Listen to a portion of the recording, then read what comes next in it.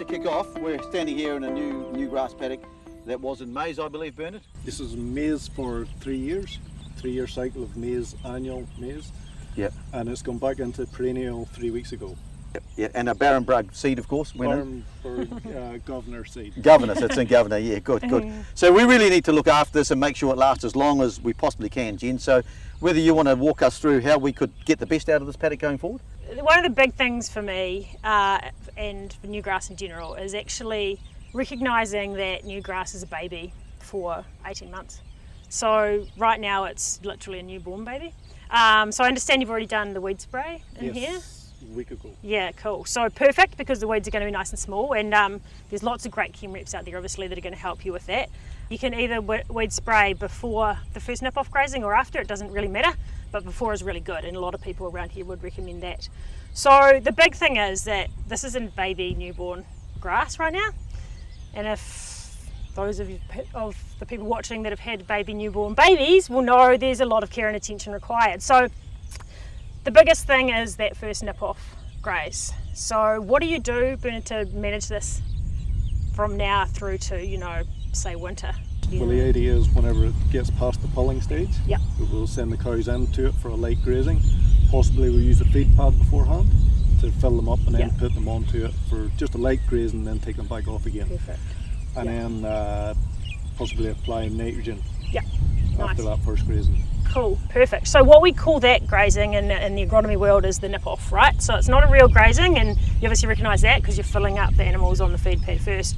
All we want them to do, and obviously the time that you do that is as soon as you're passing that pull test and there's enough sort of grass in the paddock, but all we want the animals to do, whether it's young stock or you've only got your cows available, is get them on. They just need a tiny fracture of that leaf done across the paddock. So you might be having morning tea, they might be in there just for a few hours, but as long as every single tiller's just been a little bit touched, not hard at all, it sends this response into the bottom of the plant, which makes it tiller up and get really thick. So from one, basically we end up with with germination, we'll have this plant that just comes up like this with leaves. When we do that nip off, we're going to get 3 little babies that germinate at the bottom of that. So we're going to go from 1 to 4 tillers per plant, right?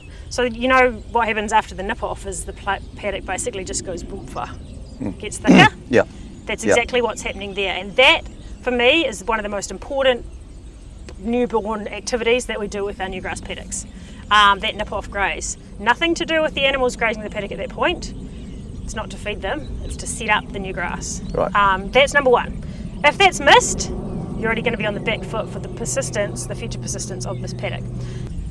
Yeah, so after that nip off graze, you'll probably notice that boomfa of feed that just comes ahead of you straight away almost. That's that tillering of the grass, and you're probably in within a month usually. Yeah. Yeah, and a bit more grass in the paddock for that grazing. So that's what we generally want. So the aim is to get that nip off graze done, and another proper sort of the second grazing, which I'd call the first grazing, but it's technically the second grazing after the nip off. Would you leave them on it on the second grazing?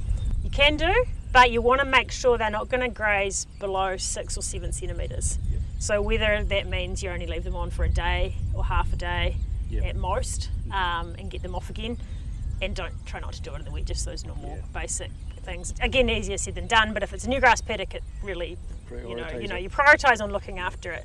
So it doesn't matter if you can spread them out and leave them in if it's a big paddock. Yeah, don't worry about your rotation, Like you just give them the whole paddock maybe. And you almost have to just treat them separately as this new little entity that's getting set up, and it's bits outside of the normal platform. And I know it can be a tricky time, you can be drying off and there's all these other things going on, but you're setting up a 120 tonne prop essentially, right? Like if this is your perennial ryegrass paddock, and homegrown feed is your cheapest form of feed, you really want to spend that time setting it up. And for me, that first couple of grazings plus that next year of management is what can really decide whether a paddock is going to be persistent or not in the future. Among a million other different things, it's obviously really hard to control. So, so if you can get that second grazing done in the dry and, leaving 5 or 6 centimetres behind, you're going to get a tiller response again. So those 4 tillers that have gone, they're all going to have 3 more babies each.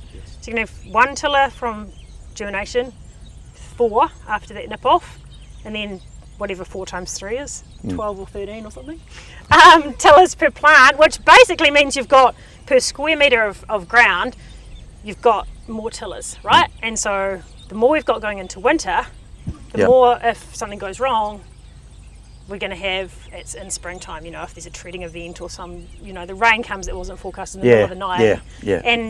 But the other thing is, you know, with your new grass paddocks, you really want to remember that they're new and they're vulnerable. So if an established grass plant has 30 or 40 tillers per plant, this one's still only going into winter with half that. So, you know, your new grass paddocks are easy to pug. Also, sometimes there's been groundwork done, like in a maize paddock like this, a bit softer. So we really want to get that nice sort of carpet going on before the winter arrives. So what's your normal winter management with your new grasses? I will usually go into like a 100-day round with the rest of the farm. Do you treat this as an established pasture after that second grazing? So is it just part of the round, part of normal, or not? Yeah, slowly.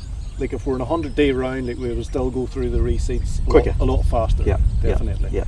And be very wary, get them off if it's going to rain. Yeah. You don't want it pugged.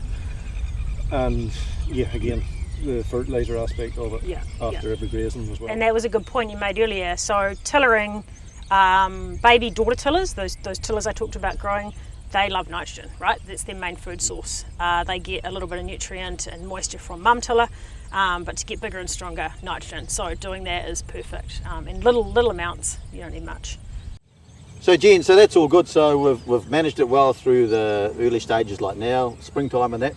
And in a year's time, if we're standing here, what are we going to see? And do we just, this is new grass last year, it's all functioning how it should do. Yeah. It's part of the whole rotation, it's part of our farm. It'll be here for 10 years maybe, like it used to be, or will only be 5 years now, 4 years, you say 3 years so you can sell us more seed, or how long can we realistically expect this to last for? Yeah. And if not 10 years anymore, why?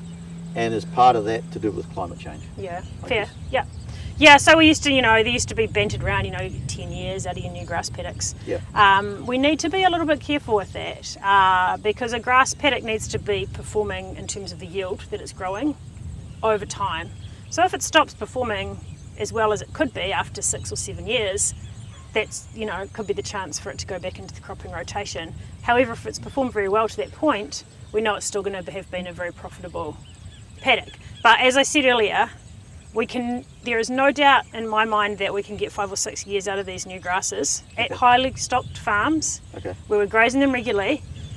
It's been through a crop, but we have to have set it up really well. So this time next year, if we're standing in this paddock, we need to have been really careful through that summer period as well. Okay, so summer grazing management was something we didn't have to worry about in many pockets of New Zealand this year because we had a lot of rain.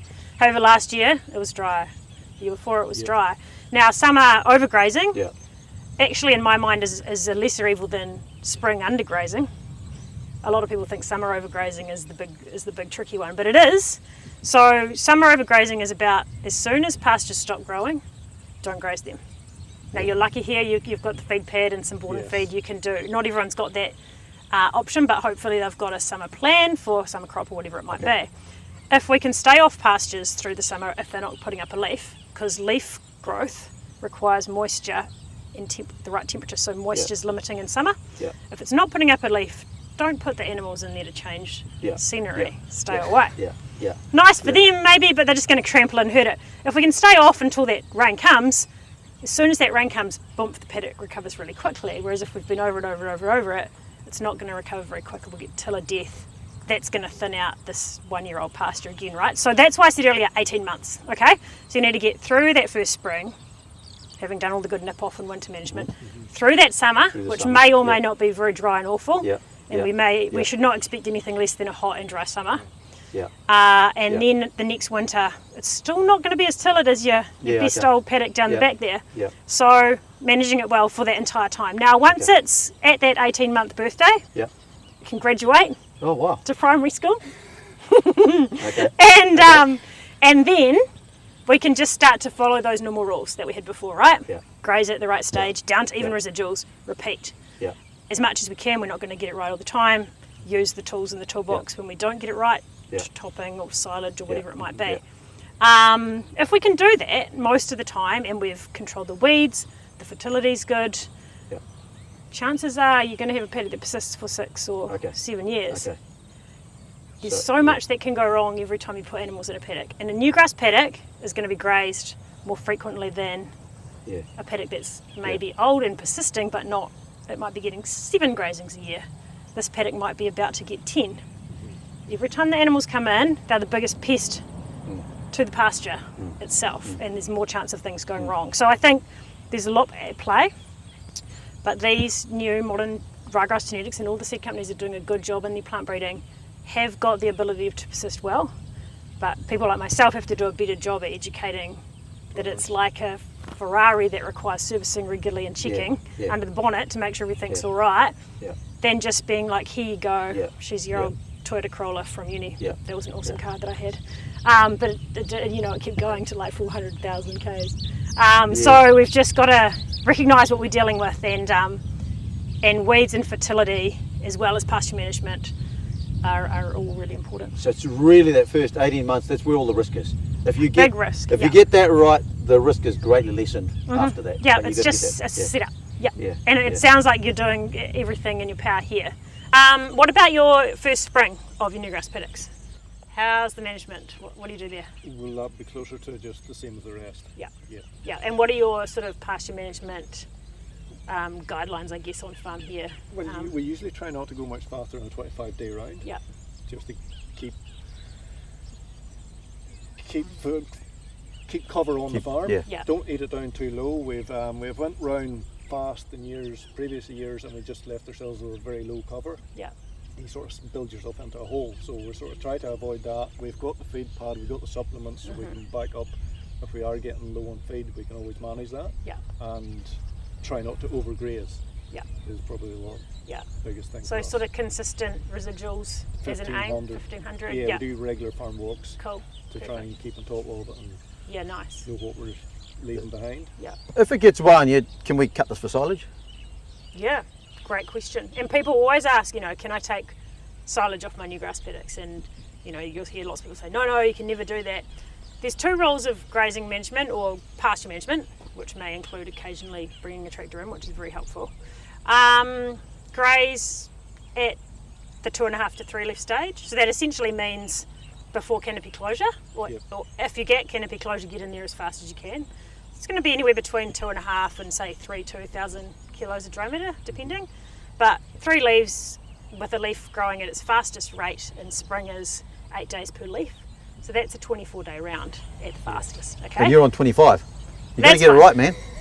24, she said. That's it. We're out of here. So that's the first rule. Again, easier said than done at times. It's actually really hard to do when you've got heaps of feed. Easier to do sometimes when the conditions are good and it's not wet as well. So the other one is graze to even residuals. And the third rule is repeat the first 2 rules over and over again all year round. Yeah. So if we can do that, we're going to set ourselves up for tillering in the spring, which is really, really important. The clover's also going to get sunlight, so that's going to crank. But grazing at that 3 leaf stage also means that we're using that solar radiation.